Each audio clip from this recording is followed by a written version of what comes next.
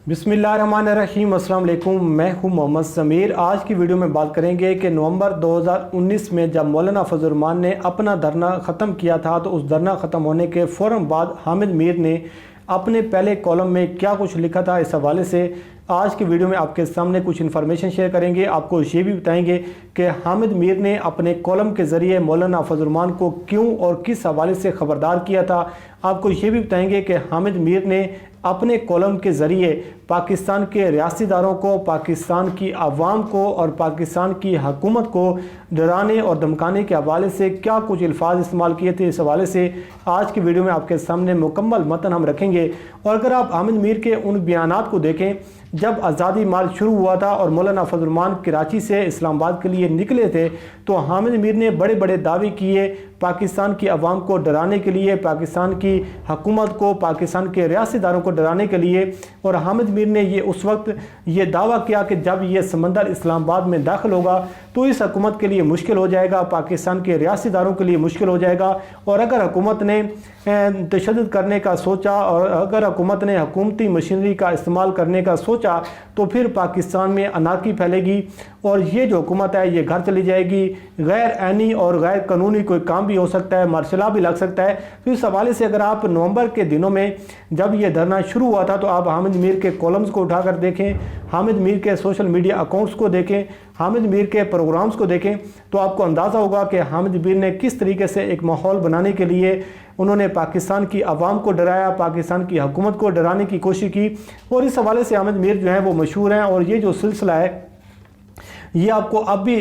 नज़र आएगा जब अपोजिशन जमातें हुकूमत मुखालिफ तहरीक चला रही हैं और जल्द से जुलूस कर रही हैं। हम बात कर लेते हैं कि हामिद मीर ने 14 नवंबर 2019 को ये कॉलम लिखा कि मारोगे तो नहीं, इस उन्वान से उन्होंने कॉलम लिखा। और मौलाना फजल रहमान ने 13 नवंबर 2019 को इस्लामाबाद से धरना ख़त्म करने का ऐलान किया। तो दूसरे दिन हामिद मीर ने जंग अखबार में ये कॉलम लिखा जिसमें वो कहती हैं कि पाकिस्तान की सियासत आजकल उर्दू ज़बान के चंद मुहावरों के गिर्द घूम रही है और पाकिस्तान की सियासत इतनी बेरहम है और जिसमें एक दिल आपको नज़र नहीं आएगा। और पाकिस्तान की जो सियासत है इसमें वाकई दिल जो है वो नहीं है। जिसके पास इख्तियार है, जो साहिब इख्तियार है, वो एक भीड़ के मनसब पर बैठा हुआ है और वो जो शख्स है जिसके पास इख्तियार है वो भीड़ के रूप में भेड़िए बने हुए नज़र आ रहे हैं। इस हवाले से हामिद मीर ने कहा कि जिसके पास इख्तियार नहीं वो परेशान है और वो ये सोच रहे हैं कि इस बिल्ली के जो एक इसके गले में घंटी कैसे बांधी जाए और इस बिल्ली से दूध की रखवाली कैसे की जाए।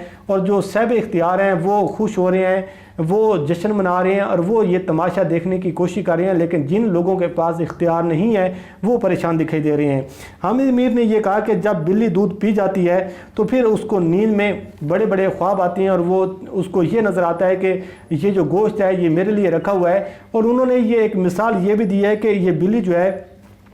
एक बंदर के हाथों बड़ी परेशान है और वो बंदर जो है उसके हाथ में एक उसरा आ चुका है और अब ये बिल्ली भी परेशान है और बंदर जो है वो उसरे का इस्तेमाल कभी भी कर सकता है। यानी कि एक रियासत को, पाकिस्तान की आवाम को, पाकिस्तान के रियासतदारों को डराने की कोशिश की जा रही थी कि जो मामलात हैं वो अब हाथ से निकल चुके हैं। इस हवाले से हामिद मीर कहते हैं कि समझ नहीं आ रही कि ये बंदर अपने हाथ में उसरा दिखाकर दूसरों को सिर्फ डराएगा या फिर इस उसरे का इस्तेमाल करेगा या फिर ये भी हो सकता है कि ये जो उसरा है ये उसकी अपनी गर्दन पर भी चल सकता है। इस हवाले से वो कहते हैं कि आप सोच रहे होंगे कि ये बंदर असल में है कौन और किसके पास ये उसरा है। तो वो कहते हैं कि कल रात को एक साहिब इख्तियार ने मुझे बताया कि ये बंदर दरअसल तुम मीडिया वाले हो और मीडिया वालों ने अपनी आज़ादी को एक उसरा बना लिया है। तो इस हवाले से वो कहते हैं कि पहले तुम लोगों ने इस उसरे को दूसरों की गर्दन पर चलाया और अब ये जो उसरा है ये तुम लोगों की अपनी गर्दन पर चलने वाला है। और इस हवाले से वो कहते हैं कि ये जो उसरा है उसको एक आज़ादी का नाम दिया जा रहा है।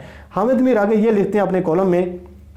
कि ये मैं सुनकर डरते डरते मैं खामोश हो गया और मैंने उनसे पूछना चाहा कि जनाब कौन सी आज़ादी और कौन सा उसरा कि पाकिस्तान में आज़ादी तो सिर्फ उन लोगों के पास है कि जो हुकूमत की खुशामद करती हैं या फिर वो साहिब इख्तियार हैं। दूसरी जानिब जो हुकूमत की खुशामद नहीं करते, जो साहिब इख्तियार नहीं हैं, जिनके पास कोई इख्तियार नहीं है, تو اس کے پاس نہ تو کوئی آزادی ہے، اگر وہ بولے گا تو وہ پکڑا جائے گا، اگر وہ بولے گا تو وہ مارا جائے گا۔ تو پاکستان میں جو ایک میڈیا کی آزادی کے حوالے سے بات کی جا رہی ہے تو یہ آزادی صرف ان چند لوگوں کے پاس ہے جو صاحب اختیار ہیں، جو طاقتور ہیں۔ اگر کوئی طاقتور نہیں ہے تو اس کے پاس کوئی آزادی نہیں ہے۔ اور اس حوالے سے وہ کہتے ہیں کہ جو حکومت پر تنقید کرتا ہے اس کا پھر جو حال ہوتا ہے وہ پوری دنیا کو معلوم ہے۔ حامد میر آگے یہ کہتے ہیں کہ صاحب اختیار جو میرے ساتھ بیٹھا ہوا تھا اس کے لہجے میں تلخی کم ہوئی، اور وہ کہتے ہیں کہ تم میڈیا والوں نے نواز شریف کی بیماری کے معاملے پر حکومت کو دیوار کے ساتھ لگا رکھا ہے، اور ایسا لگتا ہے کہ نواز شریف کو ہم نے بیمار کیا ہے،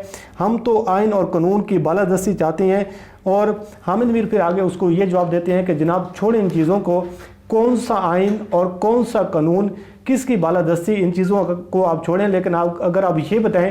کہ جب 2014 میں عمران خان نے دھرنا کیا تھا اور ڈاکٹر طارق قادری صاحب نے دھرنا کیا تھا تو یہ وہ عمران خان تھا جو کنٹینر پر چڑھ کر لمبی لمبی تقریریں کرتا تھا، حکومت کو للکارتا تھا اور پاکستان کے ریاستی اداروں کے خلاف بات کرتا تھا۔ تو یہ وہ میڈیا تھا جو عمران خان کی لمبی لمبی تقریریں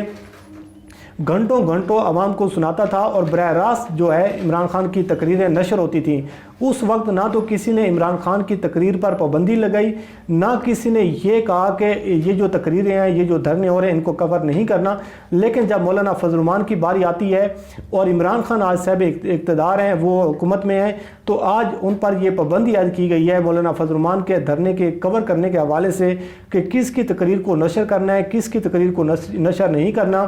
کس پر پابندی لگانی ہے۔ اور اس حوالے سے جو پیمرا ہے وہ ایک نوٹیفیکیشن جاری کر چکا ہے کہ جو آزادی مارچ ہے اس کو کور نہیں کرنا۔ تو یہ کون سی آزادی ہے، کون سا یہ آئین ہے، کون سا یہ قانون ہے؟ تو وہ پھر کہتے ہیں جو صاحب اختیار ہے حامد میر کے بقول کہ وہ کہتا ہے کہ صاحب اختیار نے کہا کہ دھرنا تو صرف ڈی چوک میں ہوتا ہے، پشاور موڑ پر تو ایک ڈرامہ ہو رہا ہے، یہ کون سا دھرنا ہے؟ تو اس پر حامد میر کہتے ہیں کہ میں نے صاحب اختیار سے پوچھا